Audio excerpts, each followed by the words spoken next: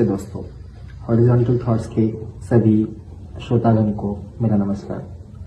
आज हम जिस बुक की समीक्षा करने वाले हैं वो बुक है सूर्यकांत त्रिपाठी निराला जी की बुक भीष्म। आप सब लोग भीष्म ये महाभारत के किरदार से जरूर अवगत होंगे।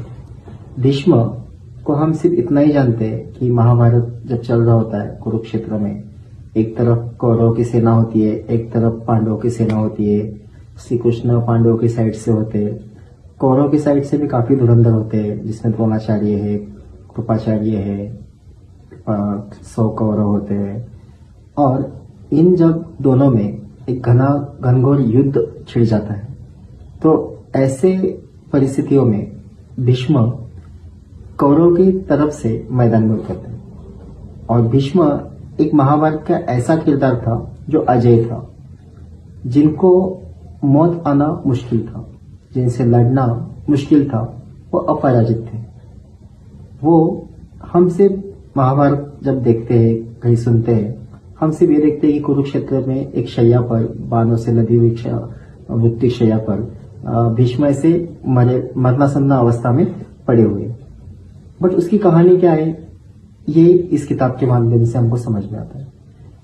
अर्जुन को भी पता था कि जब तक भीष्म खड़े हैं तब तक कौरव को हराना बिल्कुल नामुमकिन है। भीष्म अपने एक ही वार में हजारों पांडवों के सैन्य जो उनके साथ थे उनको मार गिराते थे। तो ऐसी परिस्थिति में सब हतबल थे। और जब एक दिन युद्ध विराम हुआ तो श्री कृष्ण जी के कहने पर जब अर्जुन भीष्म से मिलते हैं और दादाजी उनको बोलते हैं कि आपको कौरव की साइड के बाजू में होने की वजह से मैं कभी जीत नहीं पाऊंगा और ये आपको ही पता है, तो आप खुद ही हमें इसका उत्तर दीजिए कि किस तरह से आपको हराया जा सकता है, आपको युद्ध में निष्प्रभ किया जा सकता है। अब अर्जुन थे तो उनके पोते, तो उनको कैसे नाराज किया जा सकता था। तो ऐसी परिस्थिति में भीष्म ने उनको कहा कि मैंने प्रतिज्ञा कर रखी है, भीष्म प्रतिज्ञा जिसे हम कहते हैं, कि मैं जिंदगी में अपने पूर्ण आयु काल में किसी स्त्री पर मैं हाथ नहीं उठाऊंगा।